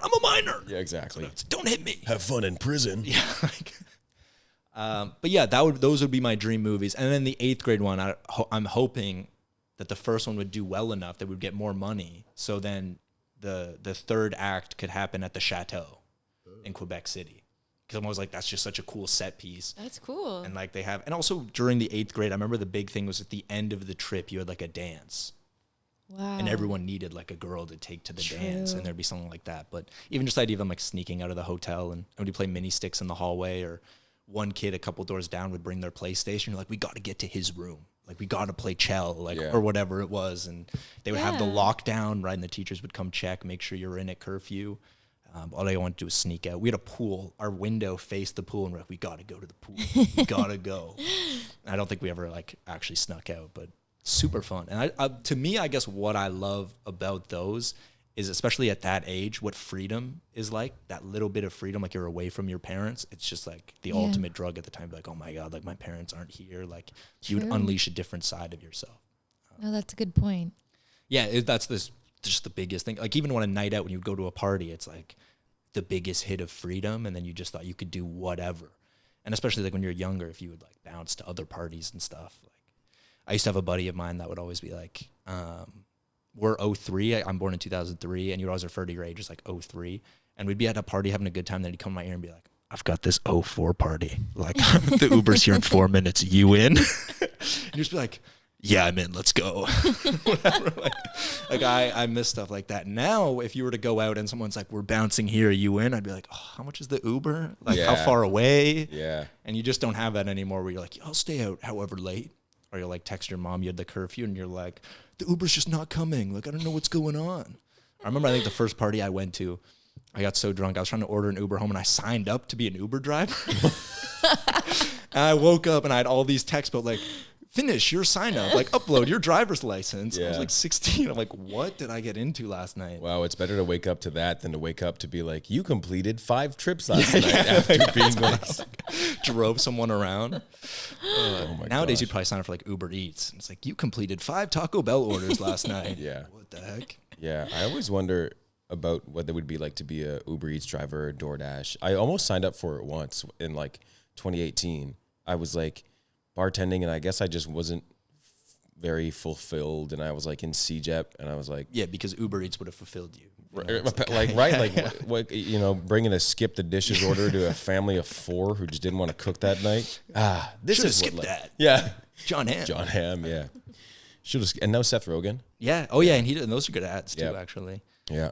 I wanted to kind of stay on the school subject here for a second. Yeah. How does it feel to be done with school and graduated? Weird, man, because we go into a weird field where there's like not like most of my friends who are in finance, you get an internship at the end of school, they bring you back, you have whatever salary, and then you work 9 to 5, 5 days a week. We don't have that. Oh, well, you can have that. Like I suppose you've done that road, but I'm lucky I live with my parents, so I wanted to go all in on the sketches and filmmaking. So I kind of build my own. It's just weird. Like it's like unemployment maxing. But I'm like, what I love about it is I found like to be a writer or want to write, you need so much time alone. And so I can actually write so much more now. It's not like, okay, I have class in the morning, I got to do homework, and then it's 8 p.m. and I can write the sketch that we're doing or whatever. Now you can do so much more. So I'm able to write. I'm working on that grad trip feature. Like I'm writing that in my spare time now because I want to have that ready in case someone sees something and is like, you got a feature idea? Like, well, granted, that would probably need millions, but I want to have that in my back pocket ready. So it's just, I can work on this more, which I like. And just trying to go all in on it, I suppose. But so much better. I wouldn't say I wasn't a school person, but I never enjoyed school and like structure. I've always been, I don't know how I say, if you told me to do something, like I'd want to do the opposite. And again, it's like the freedom thing. Like I always like just wanted to do my own thing immediately. If you're like, okay, you know, you got to do this French homework, the last thing I would want to do is that French homework. And that's why I always did my own thing. Or all of my school production assignments, honestly, were the worst things I've ever done. Everything I've done that's good was outside of school. Every production, like when we made our first film, Bake Sale, that was all outside of school. And it was basically a thesis film. It was what kids started doing in 4th year. And I just wanted to do it right away. Because eventually I thought, as delusional as I was, once I took the first couple courses of single cam, your like first assignment, because we did it in COVID, was like pretty much cutting a scene. And I was just like turning on my computer. And once I understood, you know, starting a wide shot, punch into an insert of me turning on the computer, go to a medium, I'm sitting down. And then I was like, oh, that's how you film a scene. Great, I'm ready to make a movie. Like that's all I needed to know was how you could conventionally cut a scene. And you could teach someone easily how to just cut a sitcom scene, which is wide shot, 2 close-ups, and then maybe an insert shot of something. And then I was just like, all right, like I can make a movie now. And that was like my delusion. And then it was actually Ben. I remember when we would help each other with our own like little school productions. So the first one I did for class was like a mockumentary that was parodying true crime, but Ben was accused of killing Humpty Dumpty. He was that guy. Scrambled out of bed early that morning and like talked about his day. And then I helped with him some other stuff. And We did one thing in a car with my two friends where they only spoke in Taylor Swift lyrics. I can't remember the song. I might send it to you to cut in because it's really funny. And then one day he was just like, we should just shoot something big this summer. And then it just spiraled into us renting a frat house and like getting a production company to help produce it and like writing the script. And so I like, I guess, having that, but I feel so unemployed because I only work at Sport Check a few times a week. So does Sport Check ever generate inspiration for sketches? That's a great question. I don't know, actually. I don't think so. It's funny. I think what's helped is I've been working in like retailer sales since I was 14. I used to work at a uniform store. And so I think that helped with my people skills because I was 14 trying to upsell grown adults on uniform. No, you need 7 shirts, 4 pants, 3 sweaters to go to school. Like you need this because that was commission based and I didn't work commission. And so I was just never scared of talking to strangers. So I think that just helped with my like producing and like being able to sell myself, I guess, or sell a project. But also you just meet like a wild array of people. So I think it helped with my understanding of like, oh, some people are crazy or like just don't get it. But people are funny, man. I had one at Sport Check the other day where I was actually talking to a customer and then some guy came up and just went, boss, boss, boss, boss, boss. Some people don't have boundaries where they can see like, I'm talking to someone else and they just still, like I'll be talking to someone, yeah, like this doesn't fit well. And they'll go, yo, you got this in a 9.5, bro? I'll be like, I'm in the middle of something else. So sometimes it's always, you get a funny interaction here and there, but maybe nothing I wrote down. The uniform store probably had the most inspo. That was awesome. I worked in inventory for a bit, and we used to watch World Chase Tag while we would like pack orders. Is that professional tag? Dude, professional With tag. It's like parkour. So Yeah. it's parkour, but Yeah, you're trying yeah, to yeah. tag the guy. I was just showing my mom it the other day because I was like, you never heard of World Chase Tag? There's so many funny sports. What you guys should do is, have you ever heard of wife carrying? No. Sham, pull it up. It's What awesome. is They do it in that? Europe. And it's there's like a strategy of how you have to complete like an obstacle course while carrying your wife on your shoulders or in any way. They carry them in the funniest way possible. And that was fun. They like, you have to go into like a water pit and then like climb out and then like hop over a barrier. You'll cut in a clip of it. It's awesome. Yeah, I got some editing to do now. Yeah, sorry, I just keep bringing up so much stuff. Yeah. Oh, Dude, wow. So there's like an actual strategy as to how these women position themselves. Yeah. This is Hanging hilarious. It upside is down. awesome. Because I guess for the man, it's like it's like wearing a backpack. That's how the woman is positioned. And you don't actually want, like, you think the obvious thing is, like you're carrying someone at a rave, you know how they sit on your shoulder, you think that's the obvious way, but no, you want them like basically upside. Yeah, there's them going through the water. What? See, it's like a full obstacle course. The way he jumped in the water. It is awesome. Yeah, we used to go down rabbit holes like that. We watched like the Red Bull soapbox. I think you've seen those racing, where they like build whatever carriers. Yeah, and then on weekends, so the way the store was works, there was the retail store, the warehouse, and then head office, but the warehouse was closed on weekends. So my buddy and I would race pump trucks in the warehouse whenever we'd be like, yeah, we're going to go throw out the garbage. And then we would just race pump trucks around the warehouse. What's a pump truck?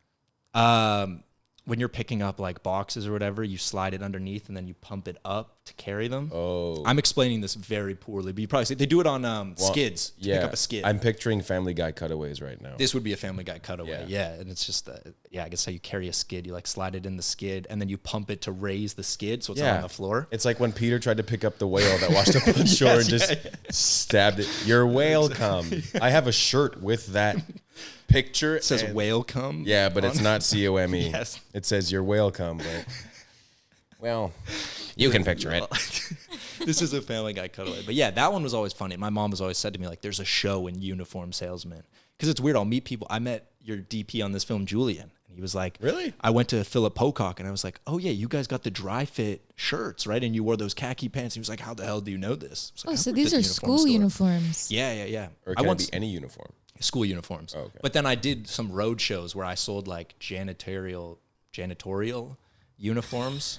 Janitor drip? Yeah, we had to go to like a school in Markham. Who wants some chimichangas?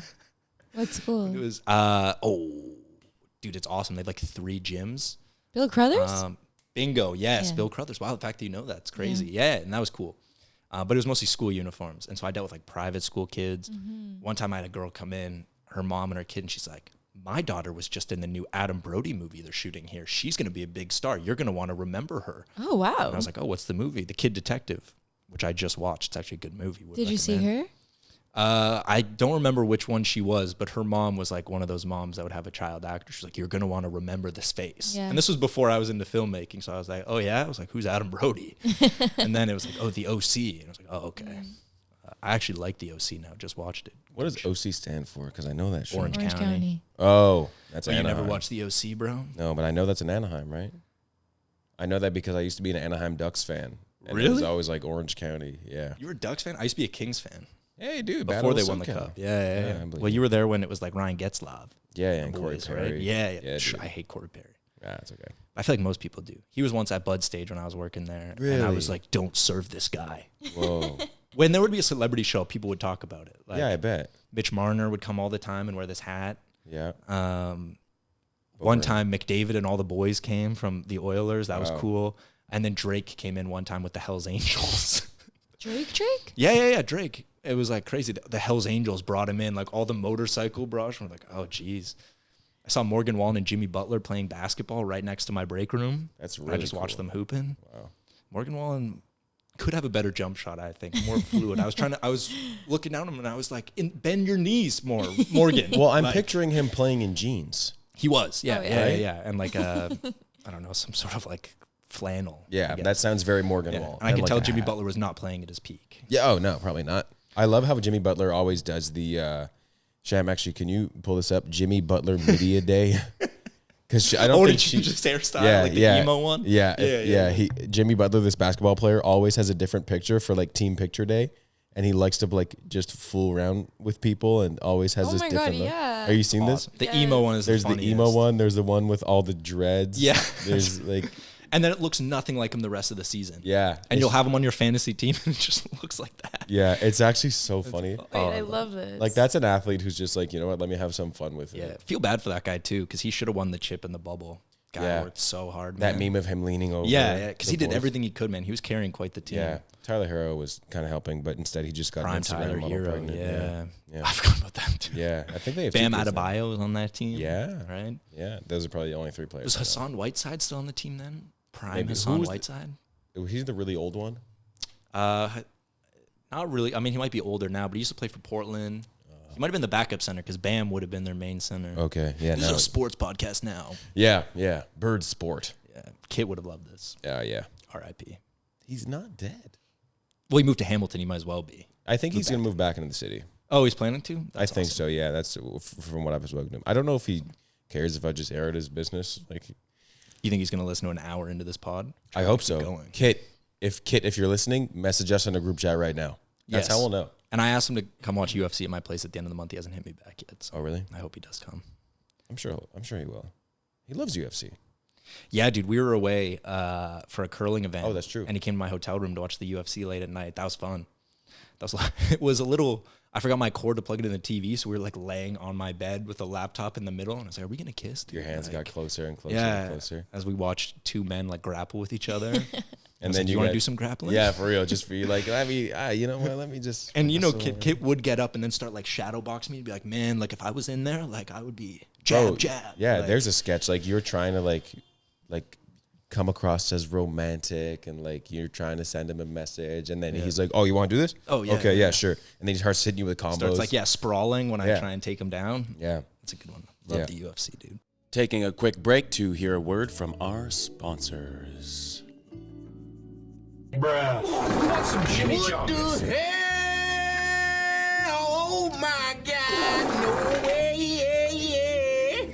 And now back to the program. Sham seemed to like it more than I did. You gave it 4.5. I gave it 4. It's great. Funniest part of Hamnet to me was, so I saw it as audience choice. And I went to the bathroom after. Grown men in the bathroom pulling themselves together. Like Oh, yeah. weeping as they were I peeing. was crying the whole time. Yeah, they were like in the mirror, like grown men. Wow. I'm talking like 40, 50-year-old guys like pulling themselves together. And I was like, oh, this is an important film, I guess. I loved it. I like the third act the best. Okay. Like obviously, as you would know, it's just crazy. You're like so emotional and powerful. Do you think it was true? Who knows? That's the thing. Who knows? So this is based on a book. Have you read the book? I haven't read the book. My mom read the book. Said the book is phenomenal. My sister's reading it right now. Yeah, it's supposed to be so good.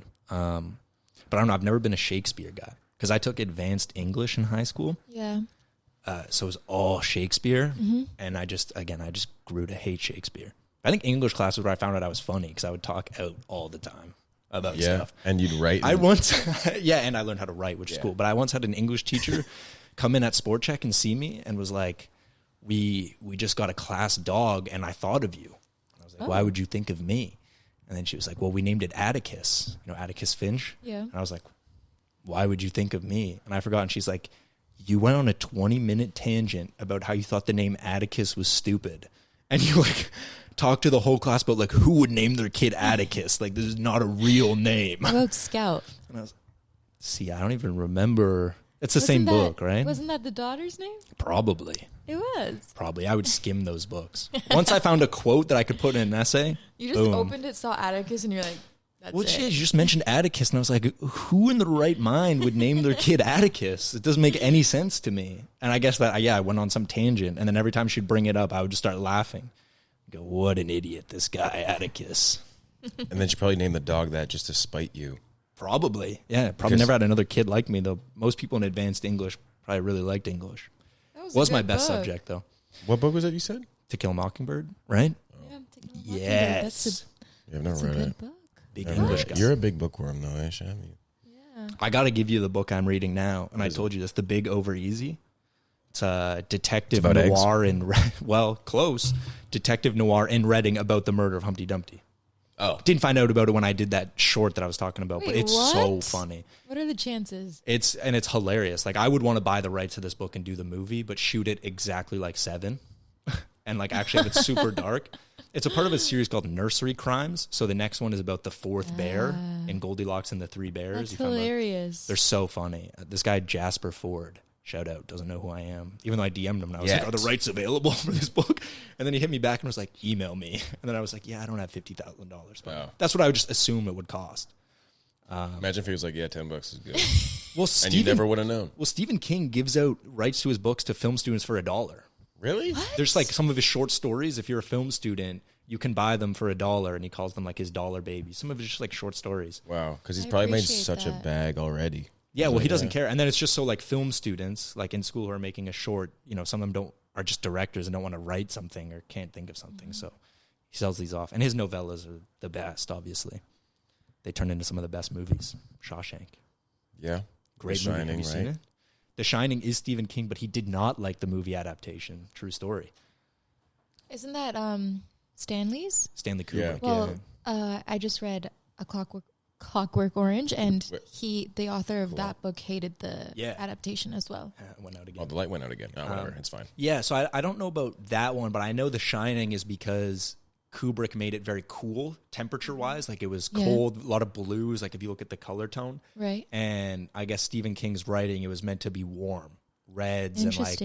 There's more to it, but that was like the main thing I saw was he didn't think it would be that cool and chilling, I suppose. In this case, it's there's a whole chapter that he didn't include in the adaptation where he finds peace in, like Alex, he finds peace in this new life, and he actually heals himself. It's a very Kubrick thing to leave out 100%. And he was like, I don't like that. So he intentionally left it out, and that's why they had to call it Stanley Kubrick's A Clockwork Orange. That makes sense. Okay, yeah, because I guess the author was he was not claiming it, I need to watch more Kubrick, but the one conspiracy theory I believe is about Stanley Kubrick.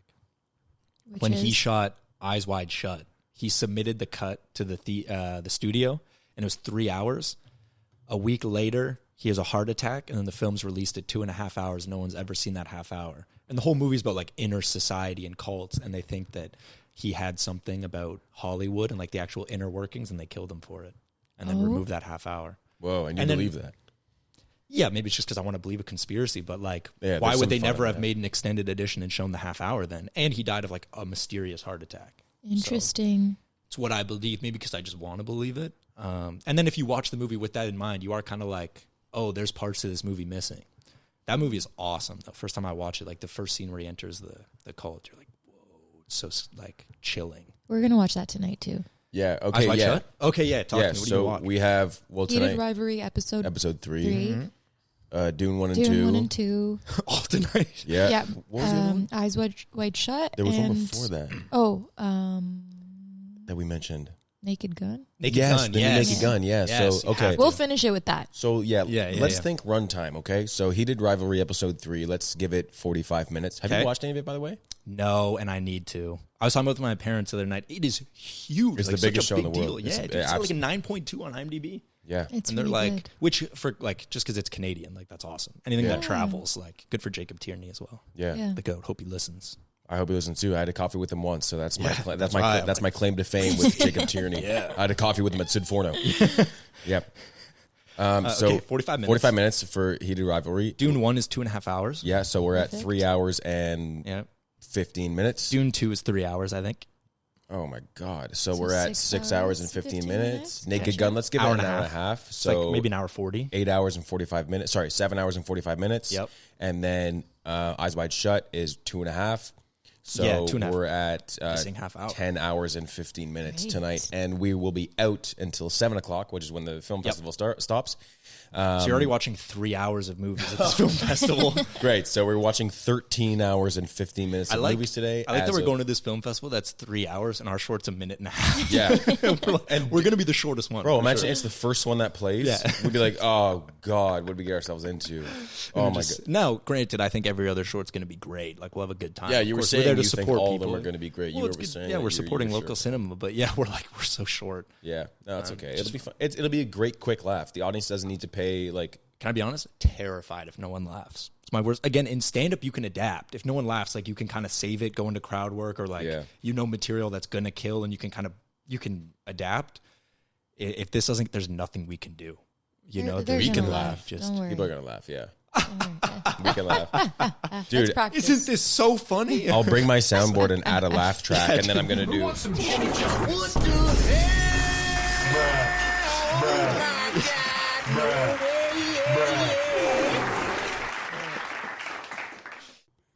Okay, there. Yeah, you can hear now? Okay, yeah. So Awesome. I'm going to cut that part out where I just had to redo my whole headphones. After your 10 hours of watching tonight. Yeah, but okay, so we're going to a festival. Yeah. I wanted to talk a bit about festivals because as I mentioned earlier, Oh, yeah. you have organized 2 festivals yourselves Yes. with your friends. Yeah. So, what does it take to throw your own film festival for, you've done 2 years straight now? I know you screened Bake Sale also at the Review. So that's why we did it, is because we screened our first film at Review, sold out. And it was awesome. It was just like the best time.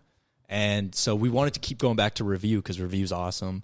And the big thing, I guess, is when we screened ours, it was just, we'd been working on that movie for a year and a half, and we had so many people, like friends, family come, and it was just super wholesome. And then we were like, oh, we want to give this opportunity to other people who are maybe making films or shorts. And, it's expensive to rent that theater. We were lucky that we had a lot of people work on it. Our core team was pretty big, so we had a lot of friends and family. So we know we could make that money back. But some people can't just rent a theater. And we're lucky that we had a big behind the scenes video that was long enough to fill the time as well. We did some other stuff, Q&A. But we wanted to give that opportunity to filmmakers who won't be able to rent out a theater, or if they get into a film festival, might not be here, their friends and family can't come. Got to give a huge shout out to Ben. I will say Ben does most of the organizing That's on his that. third shout out of the episode. Yeah, which is probably, there are other episodes where he's probably shouted out more. Honestly, I imagine. Yeah, he goes, probably. Ben, cut that. We love Ben. That was so Ben does a lot of the organizing for it, which huge respects to him. But so you rent the theater, the big thing, and then it's kind of promoting it to like submit your films. And our thing was we wanted films specifically from Toronto, and hopefully that the filmmaker can come. That was our big thing, is we don't want to take a film where no one can show up. Because again, the whole point is we want people to be able to see their work on the big screen, and their family can come, friends, whoever.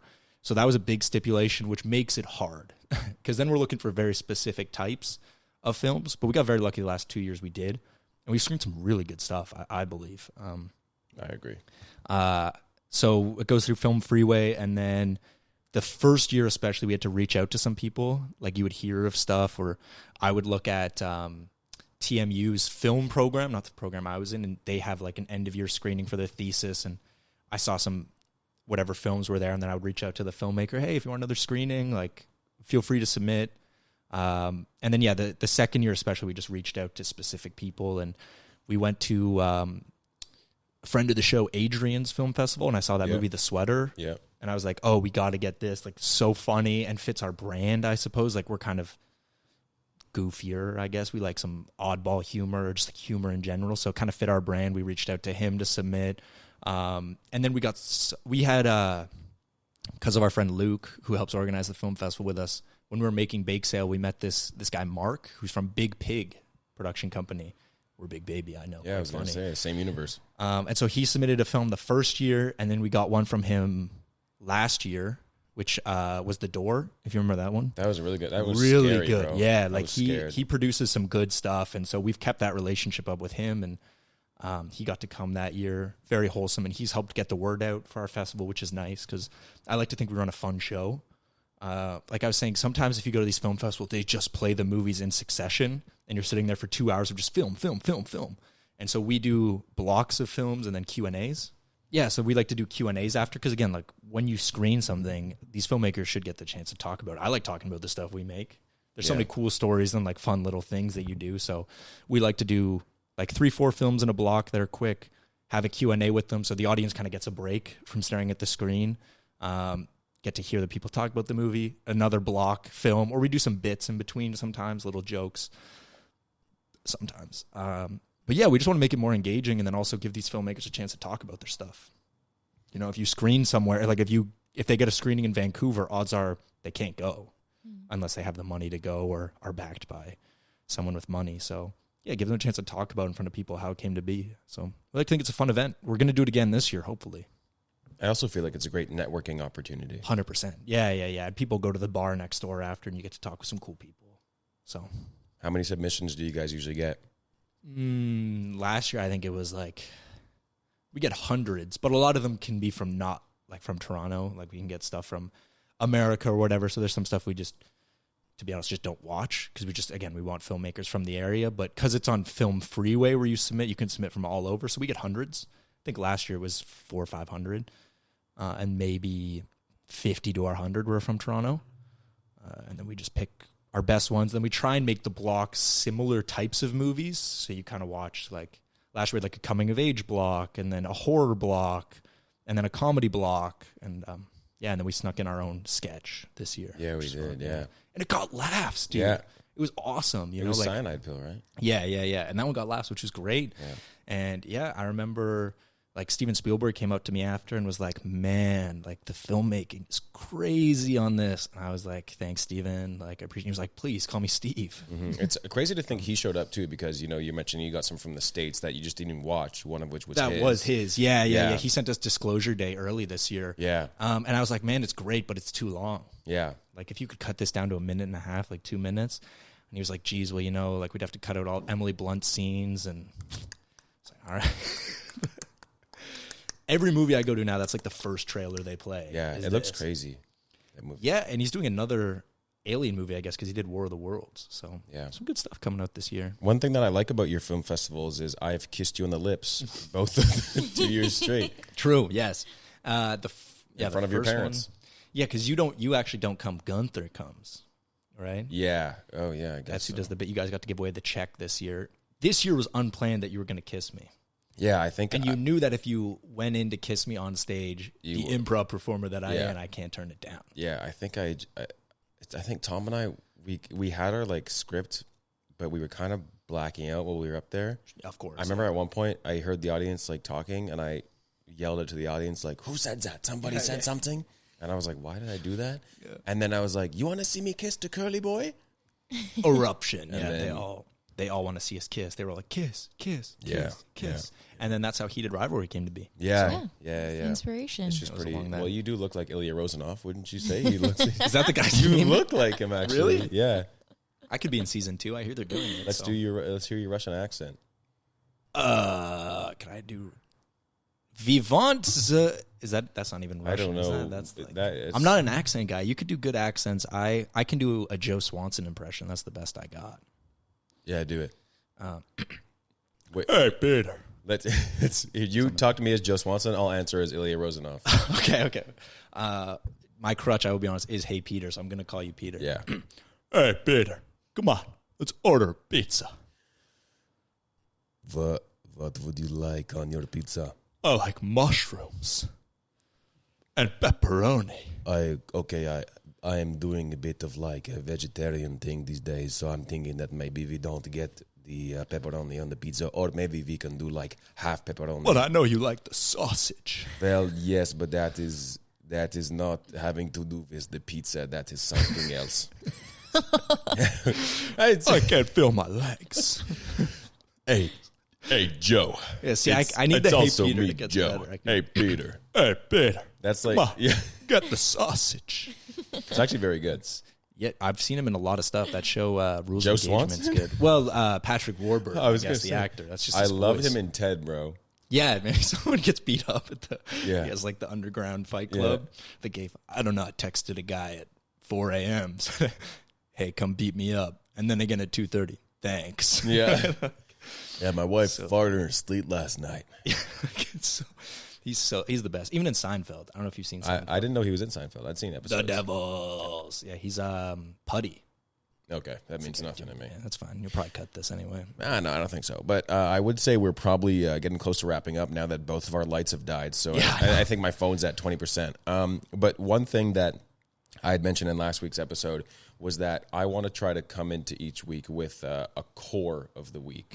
Okay. Because this is Birdcore after all. Yep, like Hope Core. Mm-hmm. So I have to ask you, Kirby, what has been your core of the week this week? My core of the week. It's a great question. I've been watching a lot of movies this week. Relaxation, I suppose. Relaxation core? Relaxation core, I think, because I've been doing a lot of writing this week, so I've just kind of been laying down. I like to lay in bed when I write. So I'd say relaxation core, meditation core. I don't meditate. But it is a form of meditation, I guess, for you. It can be. Yes, to writing sometimes, yeah, it is. You get into low continuum flow state. Dude, the flow state is the best in writing. I think if I ever have ADHD, you can like hyper focus on writing sometimes. You just get into a crazy flow. Half the time you read it back and half of it's garbage, but sometimes there's a good joke in Did there. you say if you ever have ADHD, like if you ever develop it, is that a thing? I don't know, because you meet people who actually have ADHD and then you're like, not that severe. But again, I think it's just disinterest. Like I said in class, if I'm just not interested in something, I think I just zone out. That's fair. That would happen a lot. So it's just what I'm interested in. If I'm not interested in something, then I will just get distracted pretty easily. But I would not say it's ADHD because I know I can lock in on stuff when I need to. That's good. So I mean, I've seen you lock in when you need to. Yeah, I had someone say to me, I can lock in pretty quick where we'll go from joking and then I'm like, all right, yeah, we'll go. I'd say so. Yeah, you like to make a point of it because normally I'm just always joking around and then we go on set and you get like, that's the one thing I will say about directing that I sometimes don't like is I see you guys as the actors, you just get to like mess around a bunch and then I got to be the one that like can't really mess around with you guys or like improv and I just got to be like, okay, we got to go back to the scene that we're doing. But you guys seem to have the best time joking around, especially on Call It. I think you guys had the best time because we actually got the paramedic outfits. Yeah, that was awesome. So you guys just kept improving paramedic stuff, and it was so funny. But then I was like, yo, someone's got to stop them. Oh, wait, I got to stop them to run a take. Oh, damn. Yeah. I'm like, the boss. But the biggest boss is always the AD1 who's like, we don't have time, or the first AD who's like, we don't have time for any of this. I'll give you a funny story, I guess, to cap this off. When we did Bake Sale, the opening scene, Luke's character is peeing in the toilet, and for some reason, like this is one of the only times I've had an art department, but we had to figure out how the pee was going to work. And it was trial and error, and he had a Gatorade bottle in his pants at one point, and it just wasn't working, and the AD was like getting pissed at me, just pissed, because we had to roll a take. And then Luke takes the Gatorade bottle out of his pants, which was touching his junk, like fully right up against it. And he was like, someone's got to take this. And I'm like, well, let's wipe it down before someone grabs it. And he goes, there's no time. And grabs the Gatorade bottle fully with his hand and then runs out. I'm like, all right. Wow, he cares about his craft. Yeah, I was like, okay, man, we got no time. Like, and he cares about Luke's craft. He touched all of Luke's craft, I guess, was rubbing right up. Anyway, we ended up using a Ziploc bag. If you ever need to fake pee, you cut the corner of a Ziploc bag. Like icing? Like if you're icing a cake? Exactly, yes. Yeah. Smart. I had a great art department. So. Malleable, so it's like, And you can control the stream more than a Gatorade bottle where it's only an intense stream, so you can kind of like slow it down and like start it back up again. And these are the important questions. Shamalama Ding Dong, what's your core of the week? My core of the week is P core. My core of the week is health core. Health core. What have you been doing to stay healthy? I've been working out and I've been not eating any junk food. Nice. Yeah. It's important. Which New is year, big new for me. you. Yeah, for real. Right? That would equate to health, I think. Yeah. Yeah. Yeah. I forgot last week. Did you guys talk about your New Year's resolutions? Do you have some? Yeah, I think. Finds a cat. Yeah. Dog, bro. Oh. I think my New Year's resolutions kind of tie into my core of the week, which has been new things core, because I have been trying new things. One of my resolutions for the longest time was to finally try stand-up comedy. And as you know, I signed up for a stand-up comedy class at Second City, which I've been doing recently, which I don't think is necessarily, it's like I haven't gotten on a stage in front of strangers and done stand-up yet, but I did some stand-up in front of my class. So like slowly I'm getting the monkey off my back. So new things core is mine for sure. Stand-up core. Yeah, I'll stand-up set core. you up with some clubs. Yeah, please do. Yeah, I'd love that. It's, takes a bit. But I think the good thing for you, and I think I texted you this, was you already have a stage presence from improv and stuff. Like, you aren't afraid of crowds, I suppose. That was something that I found I picked up quicker, was I was comfortable on stage, and then the writing comes as you do it more and more. But just being comfortable alone, like, you'll be able to get laughs off just your cadence and your delivery. Yeah. So you kind of get bailed out. Like, I used to get bailed out a lot just by the way I would say something, even if it's not funny. I could kind of farm a laugh off it. Yeah, that's what I would like to think will happen with me. Yeah, like sometimes you have a crutch of some kind, and you'll find the jokes eventually. And what type of comedy you do. Like, when I started, I was very set up punchline jokes, and I found that my cadence worked better for storytelling. Okay. And just like talking about my life, and you'll find that stuff. And everyone has a different style, but you just got to find what's uniquely you. Yeah, it takes practice, right? It takes time. It does, yeah, years, to be honest. They say after your first 100 sets, you're supposed to get comfortable on stage, and then it's like 1,000 until you're really you. Wow. There's like some science to it. At least this is what other comedians have told me. But it's a lot of sets. It is, but if you think about it, like, you're supposed to really do one set a night. That's like the start. So if you do one set a night, that's only 100 days. You do 100 sets. If you're really locked in, you could find multiple open mics a night. I was lucky because I would bark at a comedy club, so I was able to get 2 sets a night. You get funny stories from doing stand-up, because I would my funniest ones is when you're barking means you're giving out flyers, and that's how I would get 5 minutes, is I would help the club out by an hour before the show, ask people on the street, hey, want to come see a comedy show? That's like, so Saturday night. It is, that's what it is. Yeah, and it's a rite of passage, I guess. A lot of clubs don't do it, but there's one in the city that does it.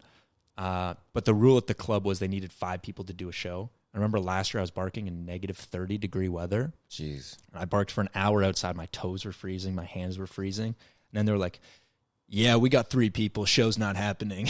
And I was like, you're kidding. Or one time I did 2 shows back to back. I did not great the first show. And then the second show I barked. And I would park on the street nearby, but you can only park till midnight. And they put me up. It was a 10 p.m. show, and I was up at like 11:50 or something. And so I ate it. Like, I bombed pretty hard. And then my parking was done right as the show ended. And so I had to like run out. I was like, okay, see you guys. And I just had to say bye to the owners and just sprinted to my car so I wouldn't get a ticket. Because all I was thinking was that would cap off the night, right? Like, bomb pretty much twice, freezing and barking, and then I'll get a $50 ticket. And I didn't get a ticket, thank God. Oh, that's good. I'm sure I could have got away with it, but those are the coming up stories you get, I suppose. Yeah, dude, these are the things that are going to be said, like, in your Oscar speeches. I don't know if I'll win an Oscar. In your Emmy speeches. Emmy would be cool. In your Razzie speeches. Dude, I would accept a Razzie in person. I would do the Halle Berry for sure. That's awesome. Hopefully I don't win a Razzie, by the way. Like, hopefully that doesn't happen. Hey, dude, any bad publicity is good publicity, right? You like the movie Land of the Lost, right? I love that movie. Yorma Taconian won a Razzie for his performance. For Chaka? Yeah. He won a what? I love Chaka. I actually haven't seen the movie, but he always jokes about his Razzie. Slow roast and eat Chaka. Nah, man, I love that movie. Oh, this has been lovely, Kirby. I'm really, really glad. Thank you for having me back. Yeah, of course, dude. Of course, yeah. It was really, really, really nice to finally start doing this in the crib and to have a guest here. I wouldn't want it to be anybody else for the first time. I appreciate it being me. Yeah, dude. Sham, any last words? Thank you for coming. Thank you for having me. Of course. All right. Staff producer Sham. Let's go on a crazy soundboard outro. Yes, ready? Go. Wait, all right. wait, With the wait. feet. Film the feet. Pause. Hold on. Ready, go. Okay. Who wants some chimichangas? What the hell? Who wants some chimichangas? Who wants some Jimmy John. On the light fell perfect. Bye bye. Okay, bye.